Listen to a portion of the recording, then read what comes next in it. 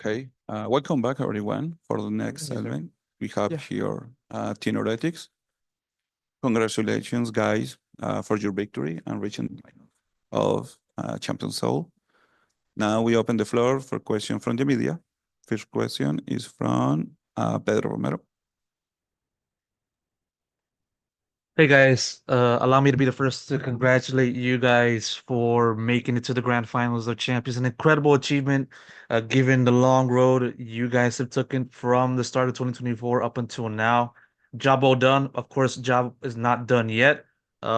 Still, focusing on today, gotta give my question over to Neilzinho. You mentioned a little bit in the post-match interview you had with Yinsu Achilles and in the broadcast this and you talked a little bit about how you kind of compared facing Aspas to facing like other duelists such as Safe. You mentioned about how playing against Aspas is manageable. I might be wrong. You can kind of correct me on that. Still, I want to know what was the game plan behind approaching a player like Aspas and the rest of Leviathan with that in mind, and how was the game plan successful? Yeah, I think for that, like Aspas is obviously an incredible player, and you have to respect him. Basically, what I was saying is, I mean, I compared him to someone like Safe, right? Like with Safe, he's explosive, he's unpredictable. He's very hard to like prepare for because he plays on his feelings and he'll, take a time in, and he's incredible at doing it, and he can just split your site in half. Whereas Aspas is a lot more calculated, and if you watch him, which me and Weber did, and Boo as well, you can manage him, right? Like we've got good utility, we can push him back. We know he's not gonna take risky engagements. He's quite calculated, so yeah, he's not the kind of the player to just send it inside and try win the game by himself, which makes him dangerous as well in his own way. But I think we learned a lot from playing him the first time. Thanks so much. Next question is from Facundo. Hi guys, can you hear me? Yeah. Yeah. Well, my question is for anyone who wants to answer.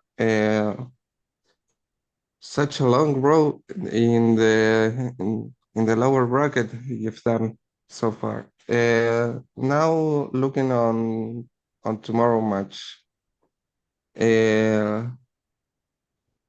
how do you see the stamina after this match will affect tomorrow? Can I answer? I think Yeah. me personally, like my stamina is still full, like every single time I play the game in arena, I want to play more and more. So tomorrow I will be more motivated and more energetic. I don't know about my teammates, but I believe they're also kind of the same because we love playing officials. We need to talk about opening ceremony as well. It's gonna be a cool one. So yeah, I believe we are good. I think for the stamina, like we just make sure we don't waste energy on useless things like social media or I don't know, thinking, oh my god, it's soon. Then you think a lot, and what if not? Like we just come, we play. Once we're done, we go home, then we come play again. Like it's as simple as that for us because like if you overthink and if you waste energy on other things, then yeah, it's gonna be tough. But I think all of us are making sure we just are focused on the game only. Cool. Yeah. So, thanks so much. Thank you for your answer. Next question is from Sierra Frisbee. Hello, Sierra, just freelance esportscaster here. My question can go to anybody that would like to answer, but Neilzinho, it might be good for you. You kicked off your VCT Champions Seoul journey with a very close match against FPX, where you narrowly won. I think it was 15-13 OT on map 3. And now your final VCT Champions Seoul match will be grand finals against the #1 team from China, obviously EDG. What do you think are some main differences between EDG and FPX as teams and opponents? And in what ways have you guys changed, do you think, since that opening group stage match? I think all the Chinese teams are very strong in their own way. I think EGG have improved a lot from Shanghai when we played them the last time. So for me, it's a completely different team that we played in Shanghai. I'm expecting it to be a very good match. and we're gonna have to be at our best to win. To be honest, like there's no easy games in Champions, right? So it was the same with FPX. It's gonna be the same with EDG. Literally every single game we've played, every single game that anyone's played at this tournament has been a battle. There's not been any walkovers, you know. So yeah, for me, I don't want to give too much away, but we're expecting a very good game. Thank you for your answer. Next question is from Brandon. Awesome. Thank you. Congrats, guys. This is Brandon with esports.gg. I'll ask this to the coach as well. No offense to this, but you've been at this FPS game for a while now, not to call you old or anything, I'm but pretty old. He is, don't worry. Yeah, I'm old as fuck. you've been at this for a while, and even in Valorant, you've been here coaching teams since the very beginning. And this is the first time since the very first champions that we're seeing an EMEA team in the grand final. And obviously the first time we're ever going to see a Chinese team in the grand final. So I'd just like to ask you kind of your thoughts on the evolution of the game, including the kind of fresh blood talent we're seeing and how that compares to, where things were a couple of years ago, where it was very NA dominated. And now we're seeing these new faces step up and take the spotlight. Yeah, it's interesting. I think me and Weber, our other coach, I was in a team with him years and years ago as well. Like we played in 2011. I was his IGL. He was also a young talent at one point, and it's always something that I preferred. I think it's nice having, fresh blood coming through, and it was something I always focused on when I was an IGL and CS. I always liked surrounding myself with, just hungry players, and I think that's just what you're seeing now. I think the game's evolved a lot, and that's all that's happening. You're just getting a fresh outlook on things. I feel like at the start of Valorant, there was maybe, a lot of CS players coming in with very strong opinions on how the game should be played, and they took a lot of things from CS, and it's not bad. It's still very valid. But now you're getting, Fortnite noobs like Benji and stuff. Whoa. They don't have any set way of playing. Okay. It's just a fresh outlook on the game. There's people that are only playing Valorant, and it's what they've played Valorant and that's mostly it. So they play Valorant and they don't play any other game, and they're very easy to develop and very open-minded. So I think that's all it is. It's just fresh players coming in, they're hungry to win, and yeah, that's why we're seeing a change now. Thank you so much. Next question is from Antonio Sommer. Thank you so much. I am Antonio Sommer from Nerditude, and my question is for Nilsinho. Now that you know your opponent in the final, is there anything about them that concerns you or that you consider your biggest challenge? Nah, not really, man. We've had the same outlook on every single team we've played. Every single team, I think I've said it a lot of times now. They're all incredible teams. They're all very, very strong teams. They've all got star players, your Aspas, you got Kang. They're all incredible players. So we just want to focus on ourselves and, just focus on the next game. I've said it in most of these press conferences, we don't focus too much on who we're playing against. We just want to take each game at a time, and we just have one more left now. So that's the focus for tomorrow. Thank you so much and good luck. Thank you. Thank you. Thank you. Now we have two pre-submitted questions. The first one is from Main Stand. This is for anyone on the team. Is in game 3, LEVIATAN brought the score to 1-2. How much this affect your confidence, knowing that one more game could have ended the match? I don't think it affected our confidence. It's a game. You win, you lose. We lost the map. It doesn't mean that we're gonna lose the next two or something. So yeah, just refreshed. They played well on the Beast. Harbor was hard to play against. But yeah, then there is next map. So we just focus on the next map. There is nothing we could have changed anymore. So we just go next. Thank you so much. There is another question is, in Thailand, there is a joke going around that Team Heretics is representing Thailand because the abbreviation TH also stands for Thailand. How do you feel about that? Thanks to my friend in the Thailand. We love you all. Yeah, it's funny. And it's nice. I think we met them after Shanghai, right? Like a lot Yeah. of the I think it was like producers and stuff from the Thai broadcast, and they were asking the same question. It was pretty fun. But they were super nice. So I mean, next year's Masters is in Thailand, no? Yeah. Yeah. So it's gonna be fun if we participate. We will be in TH in the TH. Thank you. We have another question. This is from the standard. Question for Benji. Yeah. You and your team have once again reached the grand final. How do you cope with the disappointment from the final at Master Shanghai? And what made your team stronger to reach the finals again? I mean, losing in Shanghai obviously sucked. I think all of us probably learned stuff about ourselves, like individually, and also we learned a lot about us as a team. I think we all hate losing. I feel like every person that competes hates losing. But the only thing that makes you stop losing is learning from the mistakes you make when you lose. And I think that's what we've done, and it's what got us here now. I mean, the thing is, I feel like when we play like ourselves, we are the best team in the world, and I think that's what we didn't do in Shanghai in grand finals. So we're just gonna make sure we do that again, or not the same as grand finals, but we play like ourselves. Yeah, for me, losing in Shanghai was really also very sad, you know. Okay, thank you. Next question is for Benji and Minibu is how does having a cute plush on the table during a gaming affect your confidence or belief in the competition?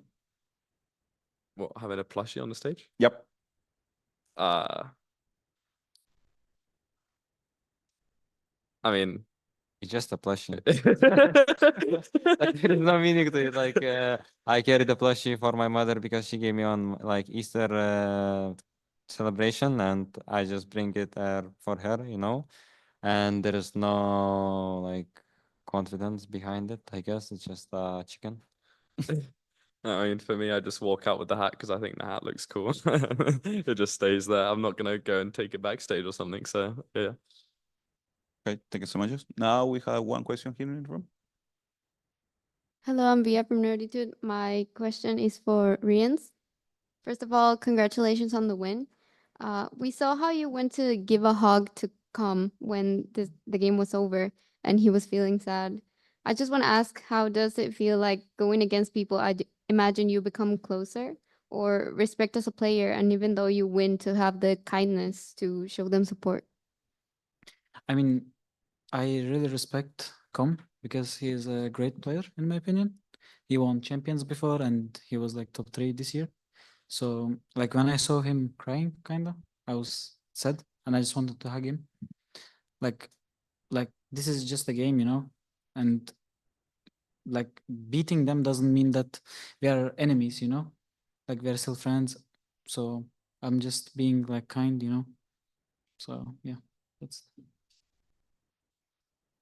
Oh, Thank you so much. Next question is from Andres. Hi, my name is Andres from VALORANT Esports. Good evening. Congratulations on the win, sirs. You did pretty well. And I have a question for Nelsinho. I would like to ask you if you have any message for all the unconditional fans known as El Barco that you have, who have supported you regardless of the rival and now are happy because you're in the final.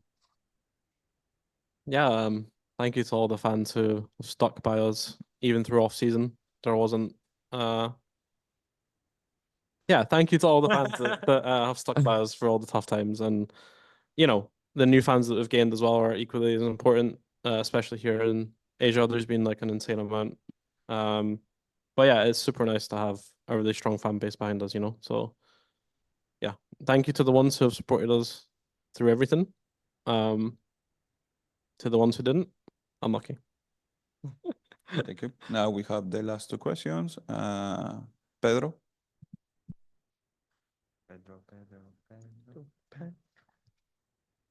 I heard that song.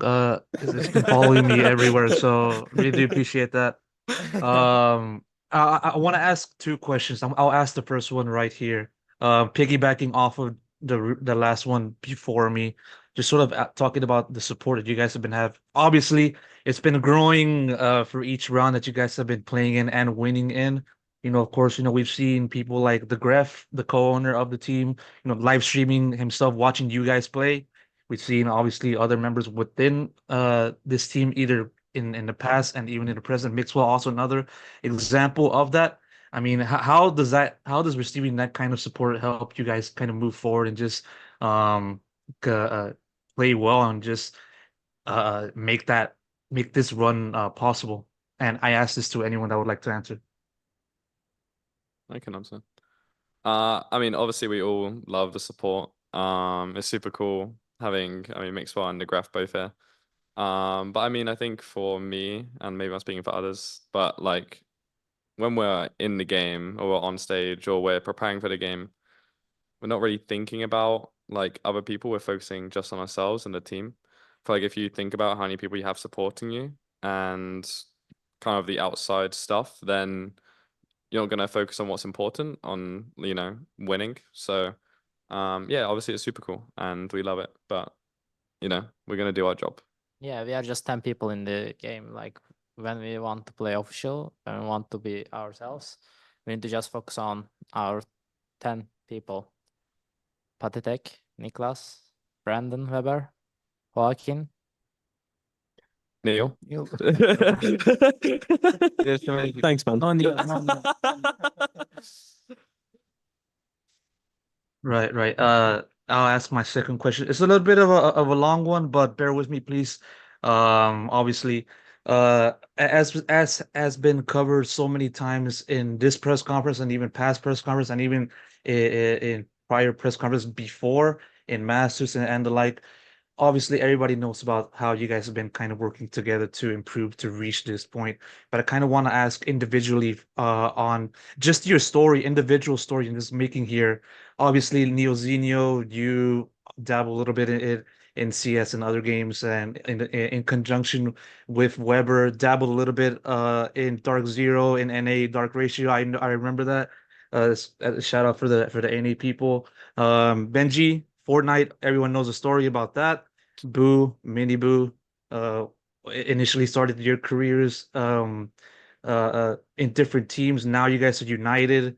Riens, Woot starting out in Turkey, making a names for yourselves and playing well, continuing to play well, reaching this point, all as a unit. And that said, as you guys now look ahead towards this final step, on which I might say I might be wrong, but the biggest game of your lives. That said, should you guys win tomorrow, what would winning this championship mean for you and everyone else within the team? And I ask this to everyone to answer if you guys would like. I mean, I can start. Like tomorrow is just another game. Like when you start bringing up the meaning to the game, it's really important. Every game is important that we play, and tomorrow is gonna be the same like every usual day. We're gonna play official, and we're gonna prepare for the official the same way. And the meaning of it, we'll have enough time, like 5 months in the off season, to create the meaning of it if you're gonna win. But for now, it's just every other game tomorrow, and that's it. Yeah, I agree. It might sound boring, but yeah, it's just another game because if you start putting stuff to the game, then I don't know, there's pressure, I don't know, like it's just not worth it. It doesn't matter at the end. And yeah, and for me, the meaning is like already what we achieved just means that whatever we did was right. So it's just like a proof that the way we think, the way we work was right, which is nice. Well, Yeah, you go, no, you man. go, you go. Yeah, you go. Okay. I mean, for me, the way I like to think is like all emotions are temporary. Whether you win, whether you lose, you're gonna feel the same eventually, like after. So, you just gotta live in the present and not think too much about the occasion. Like in the end, it doesn't matter. Obviously it's cool, but it doesn't matter. For me, I was dreaming about this moment before 3 years, but I made that mistake one time in Shanghai finals. Now, like Tommy said, it's another game day. We will focus no matter what, and we will just feel like in home and playing Prague together. I mean, I want to say one thing that every player in our team have their reasons to win, and one of my reason to win is my teammates, of course, because we worked hard for this moment. Like winning gonna make me so happy because all my teammates won as well, you know, like not only because of me. So like tomorrow, hopefully we will win as a team and everyone will be happy. Yeah, I mean, I think what all the guys have said is a good way to sum it up, right? Like, again, for me, I just want us to play good, boring Valorant, like me and Weber always preach. And yeah, it's literally just another official with a K-pop concert before it, and Oh, that's it. Oh, Anyway, yeah. it's just a fun official. Yeah. We're chilling. I want to watch that. yeah. No Prague today. For tomorrow. I mean, before official, Weber said, I want to see the opening ceremony tomorrow. So we just Yeah, won that's true. for Weber, you know? Mhm. Thanks so much. The last question is from Sierra. Hello again. My question goes to Mini Boo Boot or Rians. Any of you can answer it. Last year, all of you are playing in challengers, and now you are one match away from being global champions. What do you think of your time spent in challengers as a path to pro, and how did it prepare you for competing and succeeding in VCT on Team Heretics? I think it's completely different because like VCLs, like Challenger Leagues, are working completely different from EMEA and partner leagues. For example, you can't read enemies' games. Like all you need to do just play randomly because it's completely different overall. I mean, I agree that it's different, and I think when you're playing in VCLs, you don't really know how good you are. Like there is no scale, and there is like way more like question marks. You haven't like yet proven yourselves, and yeah, like I don't know, it's just different. Like it's hard to compare it, and it's like, yeah, I mean, playing in tier 1 is always better than in tier 2. I mean, I have different opinion on that because like when I was playing in Turkish league, like Turkish league is kind of like full W, like APEC ranked kind of.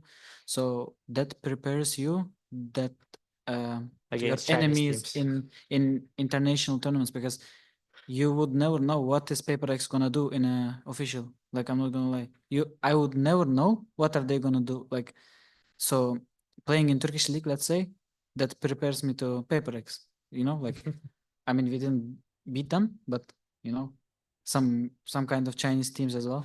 Like their gameplay is kind of different. That like they're good. They will never forgive you if you like make mistakes, of course. But they're like so random. So playing in Challengers League before kind of prepares you for all the situations because, as Wood said, you don't know what is your enemy gonna do. Like you cannot kind of read them. So yeah, that's. Also, I want to add one more point. I think the Challenger Leagues are really good step for showing yourself to partner teams. And yeah, it's working like that. You need to show yourself in Challengers League and one partner team gonna get you. It's working like that in Valorant. I think it was the same for everyone, right? Like, I mean, Neil probably looked at us playing, or like they saw us, or Neil and Weber, like they saw us during like us playing in tier 2. Yeah. So I mean, that's how we're here now. Yeah, it's a good system to scout players and see how they perform under LAN environments, and then obviously in officials. But yeah, it's definitely a positive thing. Thank you, and good luck in grand finals tomorrow. Thank you. Thank you. Thank you. Now we have the last question in the room. Hello. And what do you think you guys will be the result tomorrow? And maybe 3-1 or 3-2? Everyone can answer the question. Thank you. I mean, we always hope for a 3-0, I think. We always play for a 3-0, but obviously, I mean, they're also a good team. Like, we can also lose rounds, like dumb rounds. They can lose dumb rounds. Like, I don't know, when it's at this level, you can't really predict it.